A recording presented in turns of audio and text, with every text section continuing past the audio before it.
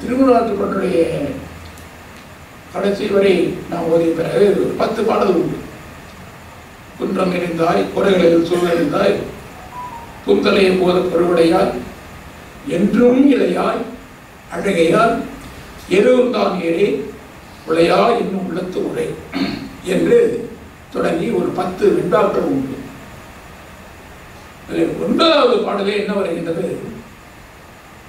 பரங்குன்றில் பன்னிருகை கோமாந்தன் பாதம் கரங்கூப்பி கண்குளிர கண்டு சுருங்காமல் ஆசையால் நெஞ்சே அணி உருகாட்டு படையை பூசையாக கொண்டே புகழ். இப்படி கொள்ள வேண்டும், பூஜையாக கொள்ள வேண்டும். முருகப்பெருமானுக்கு முறைப்படி செய்யப்படுகின்ற வழிபாடாக கருதி கொண்டு இந்த திருமுருகாற்றுப்படையை ஓதினாலே போதும் என்ற ஒரு உத்திரவாதம் அந்த வெண்பாவிலே வருகின்றது. 9வது பாடல். 10வது பாடல் சொல்லவில்லை, இப்பொழுது மட்டும் சொன்னால் போறார். ஓதுவதால் என்ன பயன்? நக்கீரர் தாம் உரைத்த நன்முருகாற்றுப்படையை தற்கோல நாடோறும் சாற்றினான். நாடோறும் ஓதிக்கொண்டே முக்கோல மாமுருகன் பந்து அருளி. நீ அவனை கேட்க வேண்டாம், நான் அப்படி பாராட்ட, நீ எனக்கு ஒன்று வேண்டும், நீ கேட்க வேண்டாம், தானே ஒரு முக்கோல மாமுருகன் பந்து அருளி தான் நினைத்தவெல்லாம் தரும். நீ என்னென்ன வேண்டி அதை படித்தாயோ அது அத்தனையும் நிச்சயமாக நிறைவேறும். அதுக்கு மேல் என்ன உத்தரவாதம் வேண்டியதான். ஏதோ சில வேண்டுகோள் வைத்திருக்கின்றோம், சில அபிலாட்டைகள் நம்மிடம் இது வேண்டும், இது வேண்டும், அது வேண்டும் என்று இருக்கலாம். நாம் எண்ணியதை எண்ணியவாறு ஈடற வைப்பவன் அவன் என்கின்ற ஒரு உறுதிப்பாடு அந்த பாடலே குறிக்கப்படும். அப்படிப்பட்ட ஒரு சிறப்பான பாடலை அருளை பெருமை நக்கீரனார். மதுரை கணக்காயனார் மகனார் நக்கீரனார் என்று கூறுவார். கணக்காயனார் என்பதற்கு என்ன பொருள் இருக்கிறார்கள்? அவர் கணக்கிலே வல்லவர் எழுதிவிட்டார்கள். அந்த அந்த கருத்து தவறு. கணக்கு என்பது நூல் என்று போகும். 11 கீழ்கணக்கு என்று கூறுவோம் அல்லவா? திருக்குறள், நாலடியார், 11 கீழ்கணக்கு. கணக்கு என்ற நூல்,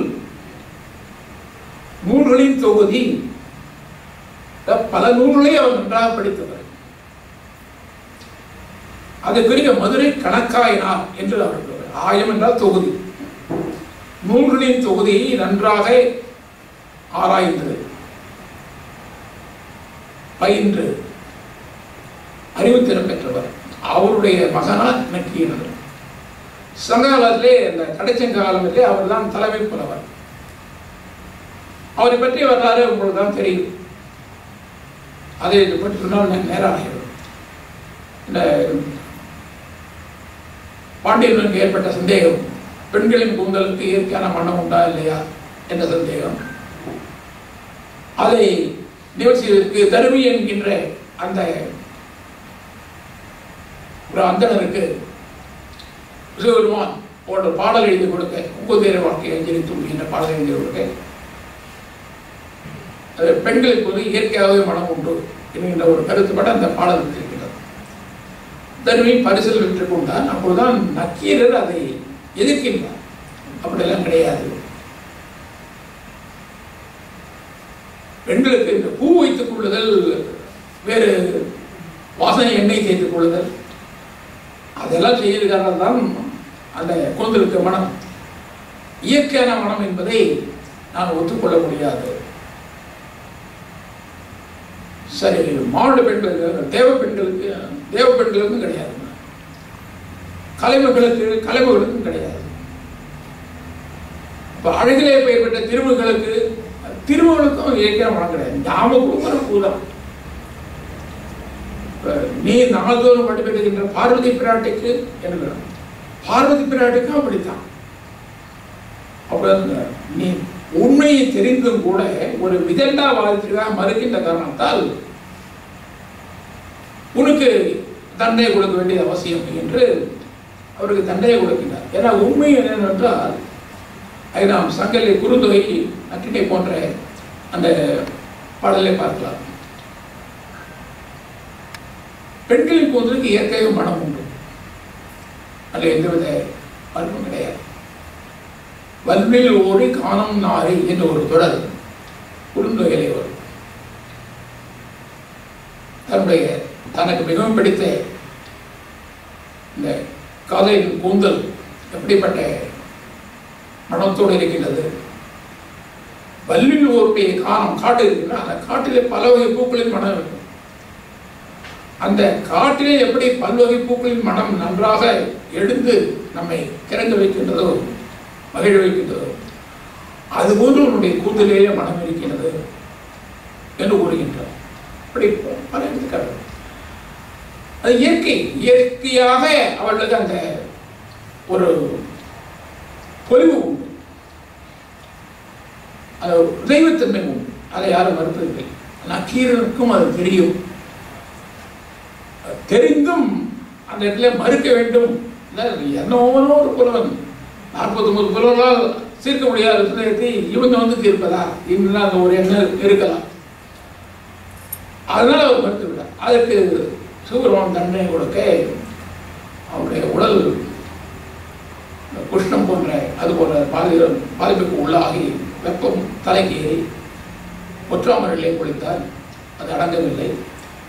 அவ்வளவு நீ கைலை தரிசனம் செய்தால் இந்த வெப்பம் நீங்கும் என்று கூற கைலை மலைக்கு இவரால் செல்ல முடியவில்லை. செல்லலாம் என்று திருப்பரங்குன்றத்தில் முருகப்பெருமானை வழிபட அங்கே செல்லுகின்றார். அப்பொழுது ஒரு பொய்கை கரையிலே அவர் வழிபட உட்கார்ந்த பொழுது இந்த பூஜை செய்யும் பொழுது நம்முடைய ஏகாகிரசித்தமாக வழிபட வேண்டும் அல்லவா? அவர் என்ன செய்தார்? தெரிந்தும் ஒரு தவறு செய்துவிட்டார். இன்னொரு தவறு அவர் பூஜை செய்து கொண்டே இருந்தார். அவரை மயக்குகின்ற முறையிலே, கவனத்தை சிதறடிக்கின்ற முறையிலே ஒரு நிகழ்ச்சி ஒரு அரச இலை பொய்கையிலே விழுந்தது. விழுந்த இலை சும்மா இல்லாமல் தண்ணிலே பாதி, தரையிலே பாதி. தரையிலே விழுந்த பாதி பறவையாக மாறியது. தண்ணீரிலே விழுந்த பாதி மீனாக மாறியது. பறவை மீனை பிடித்து எடுக்க, மீன் பறவை பிடித்து எடுக்க, ரெண்டு பேரும் இந்த ரெண்டுக்கும் சண்டை வந்து கொண்டே இருக்கு. பூஜை செய்வதை விட்டுவிட்டு அவருடைய மனம் இதிலே லயித்தது. அந்த கான்சென்ட்ரேஷன் அது போய்விட்டது. இதுதான் அது மாயை செய்யாது. இதுதான் சமயம் என்று கருதி கற்கமுகி என்கின்ற ஒரு பூதம், பெண் பூதம், அவரை தூக்கிக் கொண்டு போய் புகையிலே அடைத்து விட்டார். ஏற்கனவே அங்கே அடைக்கப்பட்ட புலவர்களின் எண்ணிக்கை 999. அது என்ன, 1000 பேர் வரட்டும், ஒரே அடியாக சாப்பிடலாம் என்கின்ற ஒரு ஆசை. இவர் 1000வது ஆளாக போய் செல்கின்றார். அப்பொழுது ஏற்கனவே இருந்த 900 போய் இவர் திட்ட ஆரம்பித்தார்கள். அடப்படுவாவி, நீ மட்டும் வராது இருந்தா நாங்கள் குறைந்தபட்சம் உயிரோடு இருப்போம்.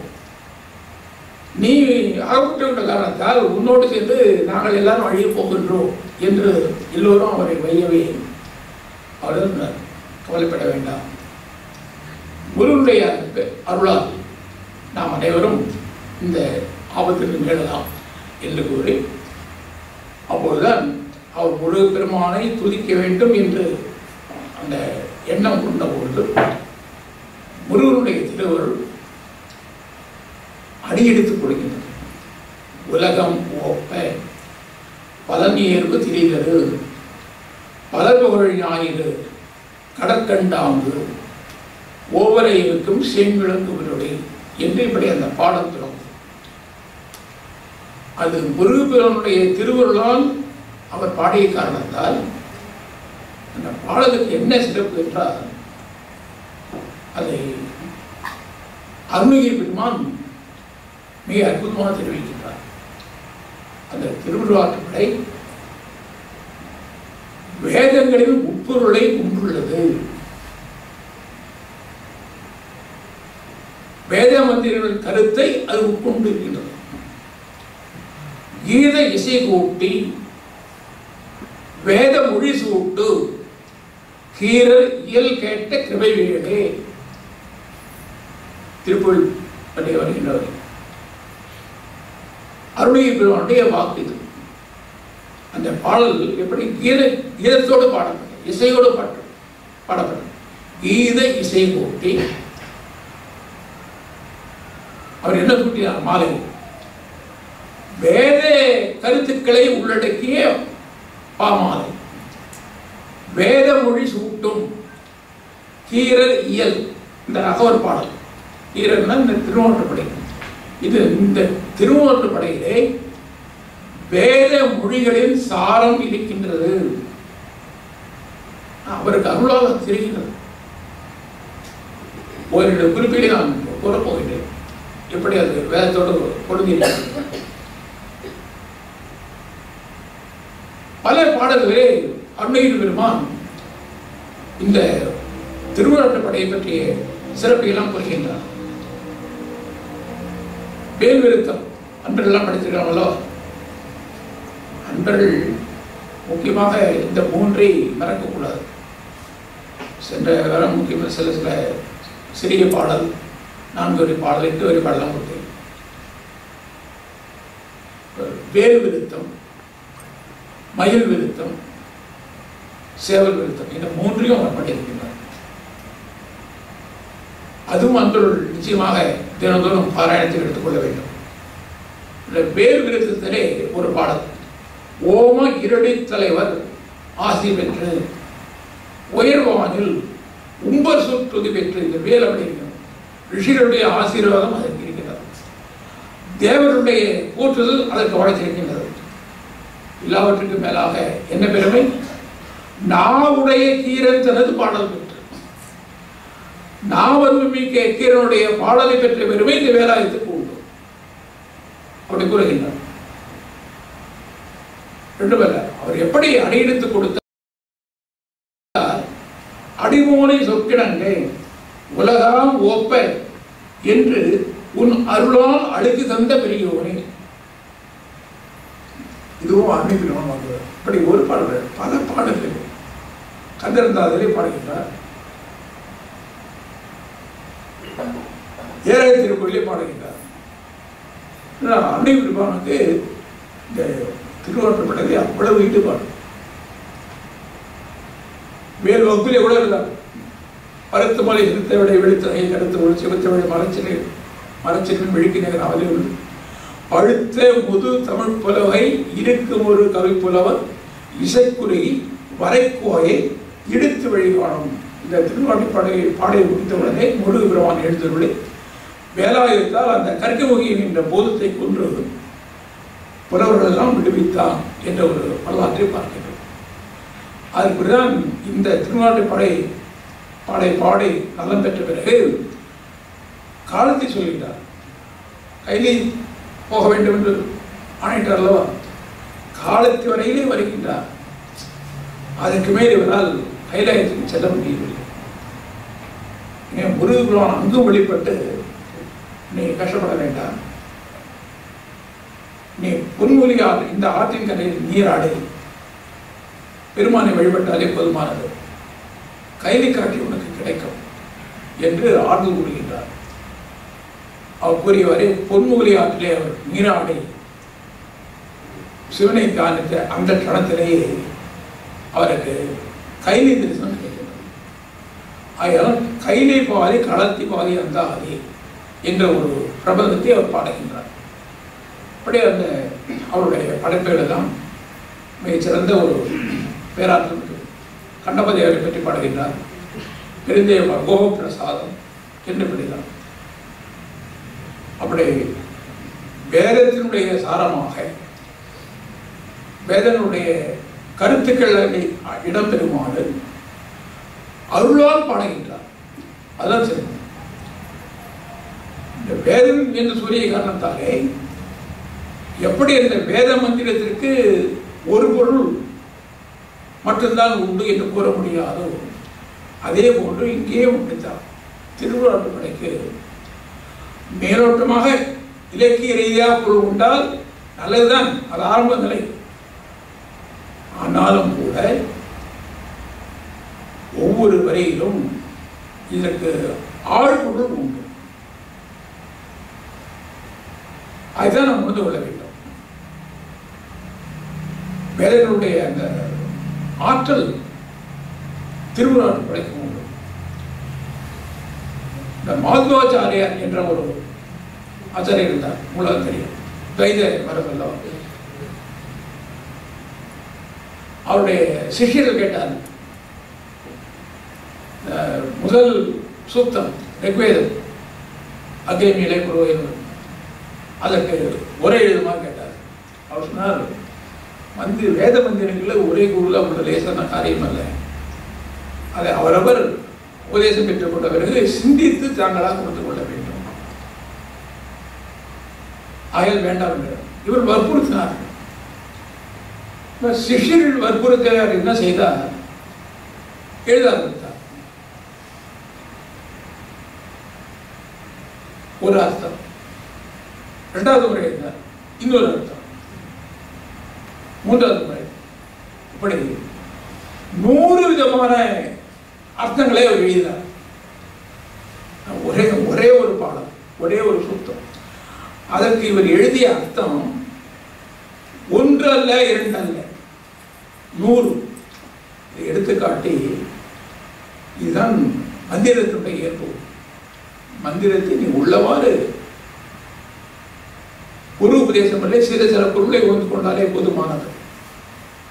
அதை எழுத ஆரம்பித்தால் முடிவே இருக்காது என்று கூறி நிறைவு செய்து விட்டார். அதை தான் நாம் முக்கியம் பார்க்கிறோம். நம்முடைய திருப்பூர் சிதம்பர சுவாமிகள் வரலாற்றில் பார்க்கின்றோம். சிதம்பர சுவாமிகளால் ஆட்கொள்ள ஓட்ட ஒரு அம்மையார் அவரிடம் வந்து திருப்பூர் கோயில் கட்டி கொண்டிருக்கின்ற சமயம் தனக்கு திருவாதிரத்தில் இருந்த ஒரு பாடலை எடுத்துக்காட்டி,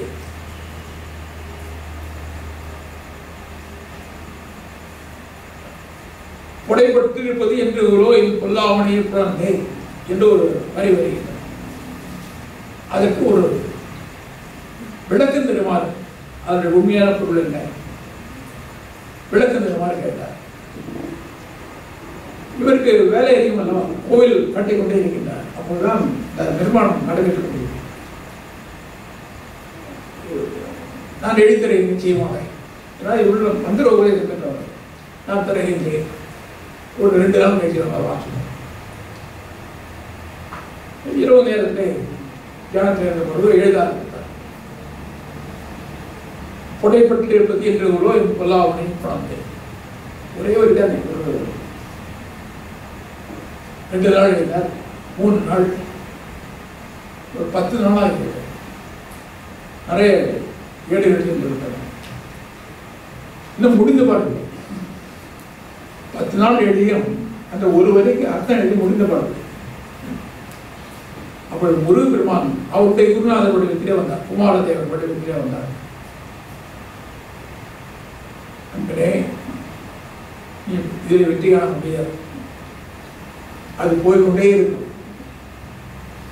சுருக்கமாக சாரமான கருத்து என்னவோ அதை மட்டும் அந்த அம்மையாருக்கு உபதேசித்திருக்கிறது. அந்த அடிப்படையை அந்த அம்மையாருக்கே காலப்போக்கிலே விளக்கம் போடுவாங்க. எனவே இதையெல்லாம் எழுதுவது என்று வைத்துக் கொண்டால் அது நடக்காத காரியம்.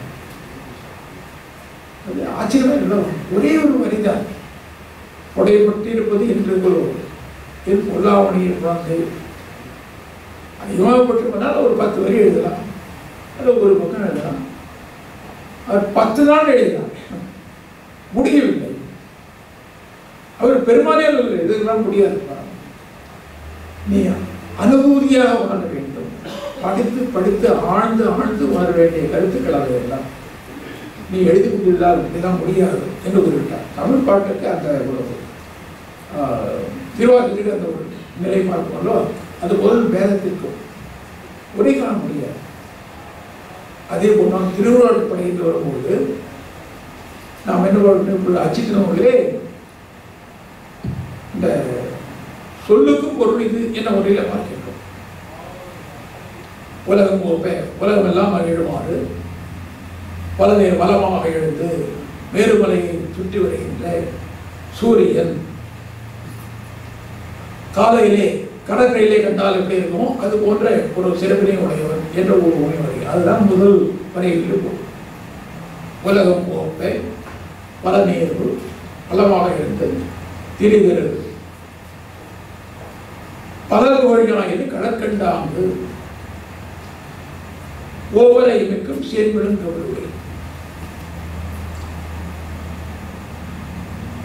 அப்படி தொடங்குகிறார்.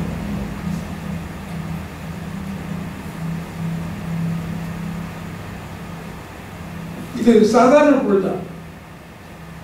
நம் முதல் 3 வரியிலேயே வேத மொழி அடங்கி இருக்கின்றது. முதல் 3 வரியிலேயே வேத மொழி அடங்கி இருக்கின்றது. நம்முடைய ஆகம நிலை அங்கே அடங்கி இருக்கின்றது. எப்படி என்றால் நம்முடைய சிவ வழிபாடு எப்படி தொடங்கி எப்படி நிறைவேறுகின்றது என்றால் சூரிய வழிபாட்டிலே தொடங்கி சண்டேஸ்வர வழிபாட்டிலே முடிகின்றது. அப்படித்தானே? ஆலயம் பெரிய பெரிய ஆலயம் 5 பிரகாரம் 3 பிரகாரம் நாம் பலமாக வரும்பொழுது இடது பக்கம் பார்த்தா சூரிய கோட்டம் இருக்கும். இந்த பக்கம் சூரிய கோட்டம், வாயிலுக்கு இந்த பக்கம் சந்திர கோட்டம். அந்த அதுதான் அங்குதான் முதல் பூஜை ஆரம்பம். சிவ வழிபாடு சூரிய வழிபாட்டிலே தொடங்குகின்றது. சிவாச்சாரியர்கள் வீட்டிலே ஆன்மார்த்த பூஜை செய்யும் போதும் சிவசூரியனை வழங்கிவிட்டு தான் பிறகு சிவபூஜைக்கு வருவார். அது சிவசூரியன். நாம் காண்பது இங்கே பௌதிக சூரியன். இந்த பௌதிக சூரியனுக்கும் ஒளி கொடுக்கின்ற ஒரு சூரியன் சிவசூரியன். அந்த சிவசூரியன் தான் நாம் அங்கே பார்க்கின்றோம்.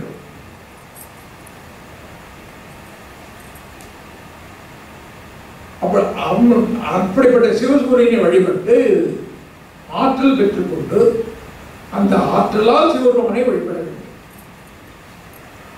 நாமும் அங்கே வலம் வரும்பொழுது அந்த பெருமானை தரிசித்து அவருடைய திருவருளை பெற்றுக்கொண்டு வலம் வந்து பிறகு பெருமானை தரிசிக்க வேண்டும். நமக்கு அந்த விதி வரும். பிறகு எப்படி நிறைவுறுகின்றது?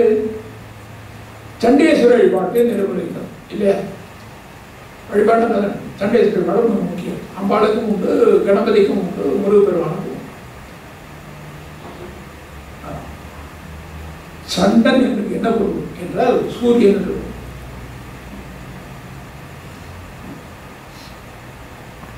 வேற சண்டேஸ்வர வழிபாடு என்றிருந்தாலும் கூட அதனுடைய உண்மையான பொருள் என்ன? சூரியன். ஆரம்பத்திலே சூரியன் வழிபட்டார். பிறகு இது நிறைவு செய்யும் பொழுதும் சூரியன் வழிபடப்படுகின்றார். அங்கே ஆற்றல் பெறுவதற்காக வழிபடுகின்றோம். இங்கே 2வது முறையாக அவரிடம் வந்து விண்ணப்பம் செய்து உங்களுடைய ஆற்றலால் நான் பெருமானை தரிசனம் செய்தேன். அவர் நன்றி பூர்வமாக தன்னுடைய ஒரு வழிபாட்டை அவருக்கு தெரிவித்துவிட்டு அவருடைய அனுகிரகத்தால் அந்த சிவனுடைய பெற்று வருது. இதுதான் சுருக்கமாக சொன்னால் ஒரு ஆலய வழிபாடு. வேற நிலையும் அப்படித்தான். சூரிய வழிபாட்டை தொடங்கி அப்படி முடிவு பூசையாக கொண்டே போல் நாங்கள் பாடவுன்னா சிவபூஜையில எப்படி செய்யும்? அந்த முதலில் சூரியன் வழிபடப்படுகின்றானோ அதே போன்று என்ன செய்யும்? சூரிய வழிபாட்டிலே தொடங்கி சூரிய விழா நிறைவுகின்ற அந்த பூஜையை போன்றே இது இருக்க வேண்டும் என்ற ஒரு கருத்திலே முருகப்பெருமான் அவரை இப்படி பாட செய்கின்றார். உலகம் ஓப்ப வளநேர்வு திரு பலர்கோள் ஞாயிறு கடற்கண்டாங்கு என்று தொடங்குகின்ற அந்த பாடல் போய்கொண்டே இருக்கின்றது. உருள் தாங்கிய மதமுறை நோந்தாள் செல்வர் தேய்த்து செல்லுடன் கணக்கை மறுவையில் கற்பின் வாழ்வதற்கான முதல் 6 வரி. அதுக்கு பிறகு வருணனை வருகின்றன. அந்த வகையிலே இது வேதமொழி என்பதற்கு ஏற்ப, ஆகமநெறி என்பதற்கு ஏற்ப சூரிய எழுவதை தொடங்குகின்றார். மேருமலை அவன் பலமாக வருகின்றான். சூரியன் மேருமலை என்பது கூட அது ஒரு இன்விசிபிள் மவுண்டன். மேருமலை நாம் இமாச்சலத்தை பார்க்கலாம், ஆனால் மேருமலையை பார்க்க முடியாது. என்றால் இன்விசிபிள், ஆனால் இருக்கின்றது. இந்த உலகத்தினுடைய 7-14 உலகங்கள் உண்டல்லவா, இந்த கீழே இருக்கின்ற பாதாள உலகம் கொண்டு மேலே இருக்கின்ற அந்த சத்தியலோகம் வரை தன்னுடைய ஒரு அச்சுக்குள் கோர்த்து கொண்டிருக்கின்ற ஒரு மலை இது மேருமலை. பொன்னிறமாக திருமுறை பார்க்க நிறைய உண்டு.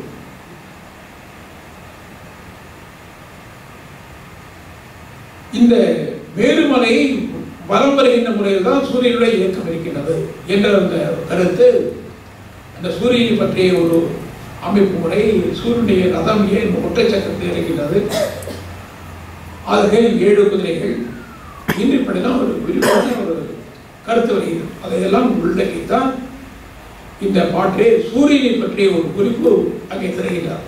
உலகம் ஒவ்வொன்றெல்லாம் உயிர் கூட்டங்கள் எல்லாம் மகிழ்ச்சி அடைகின்றன. இரவு நேரம் உறக்கத்திலே ஆழ்ந்து அந்த ரீகெயின் என்ற முறையில் அந்த நேற்று உழைத்த உழைப்பினால் ஏற்பட்ட கலப்பினை நீக்கிக் கொண்டு ஒரு புதிய உற்சாகத்தோடு இந்த உயிர்கூட்டங்களாம் எழுகின்றன. அந்த காலை வேளையில் அவ்வாறு உயிர்கள் மகிழுமாறு உலகம் போப்ப சூரியன் உதயமாகின்றார். அது கடற்கரையிலே அவங்க உதயமாகின்ற அந்த ஒரு காட்சியை படுத்துவதோடு உருவங்களுடைய காட்டியிருக்கிறது. அந்த கடல் நீளம் மயிலுடைய நீளம், மயில் பறவை. கடல் எதற்கு உமை, மயிலுக்கு உமை. சூரியனுடைய பிரகாசம் முருகனுடைய பிரகாசம். மயில் மேல் ஆரோபணித்திருக்கின்ற முருகனுடைய திருவுருவத்தை அங்கே கொண்டு வந்து காட்டுகின்றார். கடற்கரையிலே சூரியன் உதிப்பது போன்ற ஒரு காட்சி இந்த பெருமான் மயில் மேல் எழுந்துள்ள இருக்கின்ற காட்சி. அதுதான் அந்த கருத்து. இப்படி தொடங்குகின்றார். அந்த முதல் பகுதி திருப்பரங்குன்றம். இந்த சமயத்தில் அதை பற்றி கூற வேண்டும். இந்த படை வீடு என்று கூறுகின்ற ஒரு மரபுண்டலோ 6 படை வீடு. இந்த பழக்கம் வந்ததே, இந்த மரபு, இந்த சொல் வழக்கால் ஏற்பட்ட இந்த திருநோட்டத்தான் காரணம். திருப்பரங்குன்றம், திருச்சீரலைவாய், ஆவினன்குடி, திரு ஏரகம், குன்றுதோராடல், பழமொழி சோலை. இப்போ இந்த வரிசையில் தான் நாம் 6 படை வீடுகள் பயிர்களை ஓத வேண்டும். அதுவே ஒரு மந்திரை சொல்லலாம். அது ஒரு குறிப்பு. திருப்பரங்குன்றம், திருச்சீரலைவாய், திரு ஆவினன்குடி எல்லாம் சொல்லுகிறாலும் அதுவே ஒரு மந்திரை சொல்தான். இந்த வரிசையிலே கூடினால் அதுக்கு ஒரு நன்மை. இந்த கருத்தை நமக்கு அருணகிரி பெருமான் கந்தரந்தாதிலே முதல் பாடலில் எடுத்திருப்பதே அதுதான் நமக்கு அவர் தருகின்ற ஒரு உபதேசம். திருவாவூர்குடி பங்காளர் எண் முதுர் சீர் உரைசன், திருவாவூர்குடி வானார் பரங்குன்று சீரலைவாய், திருவாவூர்குடி ஏரகம் குன்றுதோராடல் சென்ற திருவாவூர்குடி கொண்ட கண் கார்வரை சிப்போமே. இது முதல் பாடல். இல்லை 6 தலங்களின் பெயர்களை அப்படியே வரிசை, இந்த வரிசைப்படித்தான் அந்த தலங்களின் பெயர்களை சொல்ல வேண்டும். திருவிழாட்டுப்படலே அவர் எந்த வரிசையிலே கூறினாரோ அதே வரிசை இங்கே அமைத்துக் கொண்டிருக்கிறார் அருணகிரி பெருமான். அந்த குரு பெருமானுக்கு எப்படிப்பட்ட தலங்கள் உண்டு என்ற ஒரு கேள்வியை கேட்டு திருவான்குடி என்கின்ற தொடங்கினார் பாடலே பானால் பரங்குன்று திருப்பரங்குன்றம், சீர் அலைவாய் திரு ஆவலின்குடி ஏலகம் குன்றுதோறாடல் அப்படி வருகிறது. சென்று அதில் உவா இனங்குடி கொண்ட கண்கார்வரை மேகங்கள் எல்லாம் வந்து முழங்குகின்ற படமுதிர் சோலை என்ன அந்த பாடல் கொள்வது. இந்த ஒரு மறைவினை ஏற்படுத்தி கொடுத்த பெருமை நக்கீரனாரை சார். திருவிழாற்றுப்படை என்கின்ற அந்த ஒரு ஆற்றல் மிக்க பாடல்கள் கூறப்பட்ட காலங்களால் இந்த தலங்களை படை வீடு என்று கூறுகிற ஒரு மரபு அவருடைய காலத்திற்கு போய் ஏற்படும். படை வீடு என்று கொண்டாலே இந்த ஆறு தான். இன்னொரு கருத்தும் உண்டு. படை வீடு என்றால் பாசறை இருக்கும். ஒரு அரசன் பகை நாட்டை வெல்வதற்காக வேண்டி ஒரு இடத்துல வந்து தங்குவார் அல்லவா, ஆற்றாங்கரையோ மலை சார்போ அதுதான் போர் நடைபெறுகிற இடம். அங்கே வந்து பாசறை இருப்பான், தன்னுடைய வீரர்கள் சேர்ந்து பாசறை இருப்பான். அந்த பாசறைக்கு பெயர் படை வீடு. அடியார்களுக்காக வேண்டி இந்த சீரிய சக்திகளை அழிப்பதற்காக முருகன் பாசறை அமைத்திருக்கின்றான். அப்படி ஒரு கருத்து. முருகன் இந்த இடங்களிலே பாசறை அமைத்திருக்கின்றான். பாசறை அமைத்து அடியார்களுக்கு நேரம் இருக்கின்ற துன்பங்கள், இடையூறுகள், கோள்களால் ஏற்படுகின்ற கஷ்டங்கள் இவற்றையெல்லாம் விளக்க வேண்டும் என்ற ஒரு கோட்பாட்டோடு இங்கே பாசறை அமைத்திருக்கின்றான் என்கின்ற அந்த கருத்தையும் அது உள்ளடக்கியது என்று அந்த ஒரு கருத்தை மனத்திலே கொள்ள வேண்டும். மூன்றாவது, இந்த திருப்பரங்குன்று என்று அதற்கு அந்த தலத்தின் பெயராக மட்டுமல்லாமல் அது எதை குறிக்கின்றது?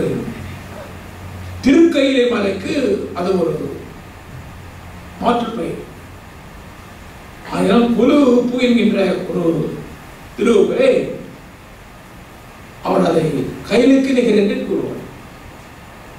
திருப்பரங்குன்றம் திருக்கையிலுக்கு நிகரானது. அதான் பரங்குன்று மிக மேலான மலை, கைலை மலைக்கு நிகரானது. அப்பொழுது திருக்கையிலையும் உங்களை கொள்ள வேண்டும்.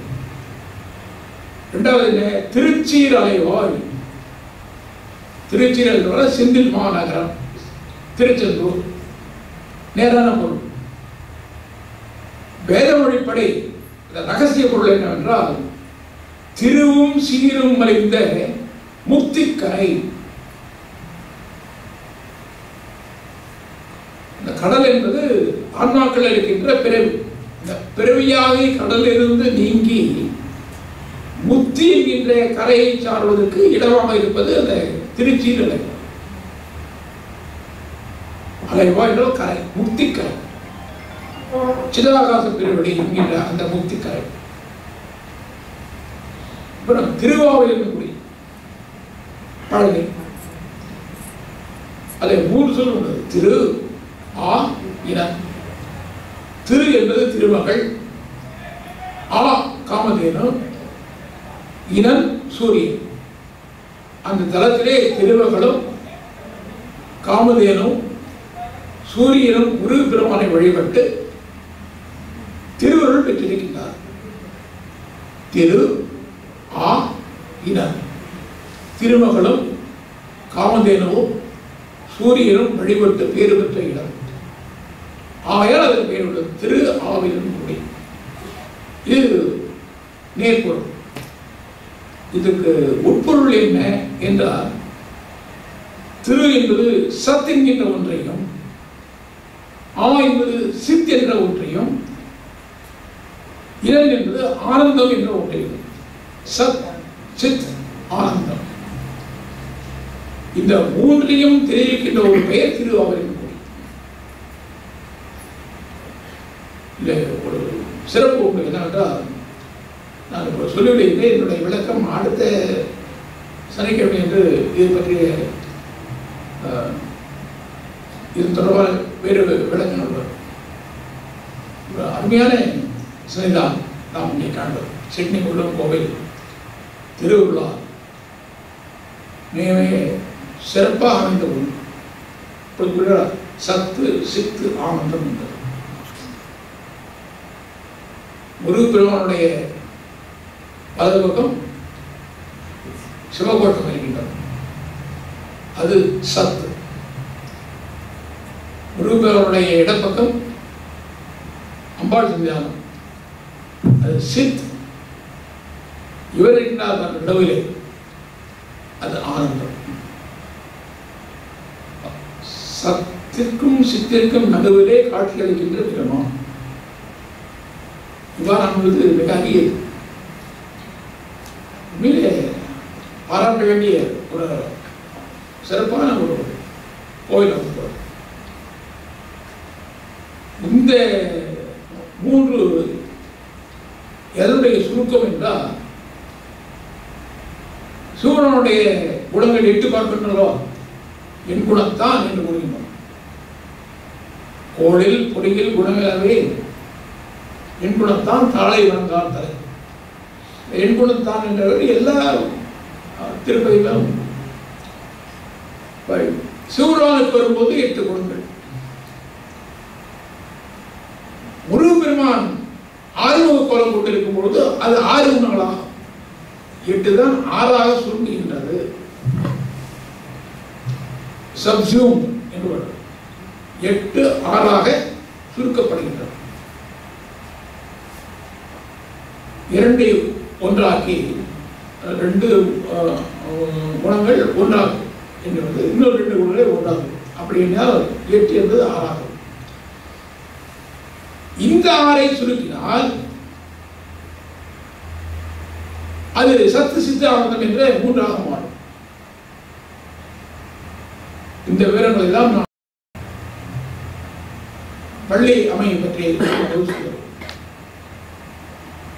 அப்பொழுது இந்த எண் குணத்தான் என்று சொல்லப்படுகின்ற அந்த சிறப்பு நிலைதான் இப்படி 3ஆக அமைந்து நாம் இந்த அருமையான ஒரு சன்னிதானத்திலே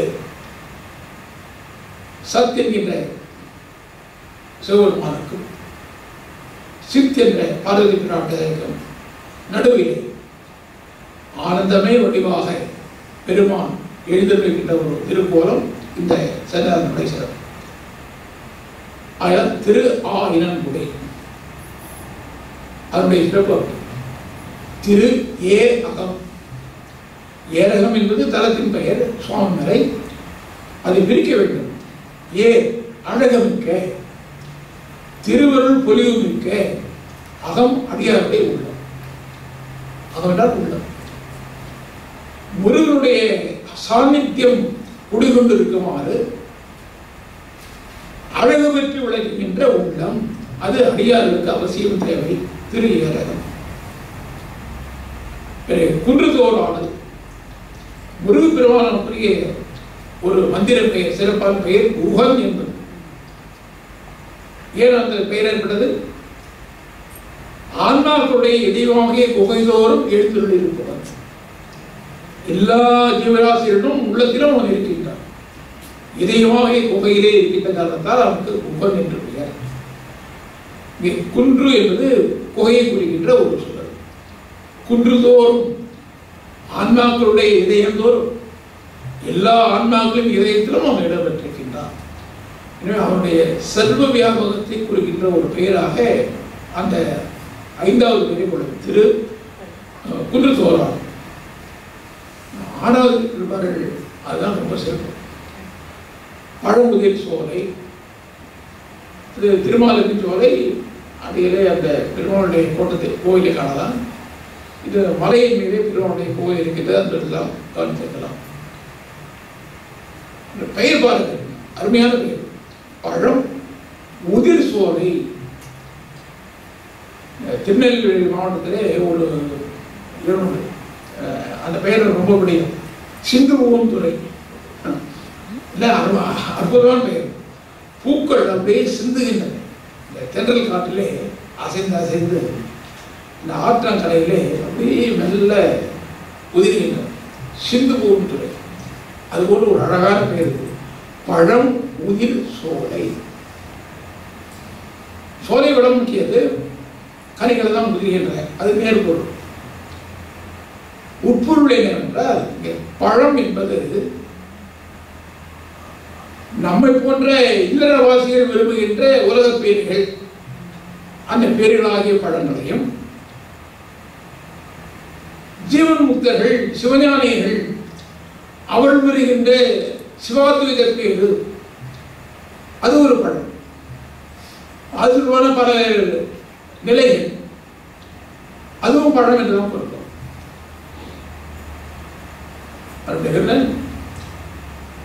மோட்சம், போக மோட்சம், இந்த இரண்டையும் தருகின்ற ஒரு பெயர். நம்முடைய இது அப்படித்தானே. ஒரு சில பக்குவப்பட்ட ஆன்மாக்கள் தான் முக்தி பெற விரும்பும். கஷ்ட கஷ்டம் ஒரு முக்தி பெறலாம் என்ற ஒரு வேட்கை ஒரு சில ஆன்மாக்கள் தான் வரும். மற்றபடி 100% விழுக்காடு மக்களிடம் இந்த உலகத்திலே வாழும்போது நாம் சௌக்கியமாக வாழ வேண்டும், அவர் என்பது தவறு கிடையாது. அதிலேயே ஆழ்ந்து அதைதான் சம்பாதிக்க வேண்டும் என்று குறிக்கோளோட அது தவறு. உலகத்திலே நலமுறை வாழ வேண்டும், பலமாக வாழ வேண்டும் என்று விரும்புவதிலே தவறு கிடையாது. அப்படி அடியார்கள் பண்ணுகின்ற அந்த உலக பேர்கள், அந்த பேர்களாகிய பழங்களை அது அப்படியே இயற்கையாக தருகின்றது, உதிர்க்கின்றது. அப்படிலாம் வழிபட்டால் எப்படி திருப்பரங்குன்றத்தில் தொடங்கி இப்படிலாம் வழிபட்டுக் கொண்டே இருந்தால் இந்த உலக வாழ்க்கையிலே நல்ல பேர்களை எல்லாம் அடைய வேண்டும், சௌபாகியங்களை அடைய வேண்டும், ஆயுள் ஆரோக்கியம் பெற வேண்டும் என்றெல்லாம் விரும்புகின்ற அந்த பேரும் கிடைக்கும். சிவஞான பேரு, ஐக்கிய பேரு, அத்வைத கலப்பு, எது வேண்டாலும் அதுவும் கிடைக்கும் என்கின்ற அந்த வகையிலே இது அமைந்திருப்பது இந்த பழமுதிர் சோலை. பட்டீரன் சுவாமிகள் பிரதானிலே வருவார். திருவடி உங்களுடைய நூலிலே அவர் என்ன கூறுகின்றார்? நம் சார்பாக இருக்கட்டும் பாடுகின்றார். அதாவது அவர் பிரிய துறவி, அவர் துறவியா இருந்தாலும் நம்முடைய நெஞ்சம் வாழக்கூடாது என்ன செய்யலாம்? ஒரு பாடலே நான் என்ன செய்கின்றேன், முனிவரில் எப்படி விஷயம்லாம் அப்படின்றார். புலம் நடக்கி தவம் இருந்து காடுகளை சஞ்சரித்து இப்படிலாம் கஷ்டப்படுகின்றார். என்னை போன்றவர்கள் செய்கின்றார்கள். உலகின் பெண்ணே நல்ல அருமையான வீடு, 50 ஆறுல பிறந்து 50 வேண்டிய அந்த இவற்றையெல்லாம் நன்றாக அனுபவித்து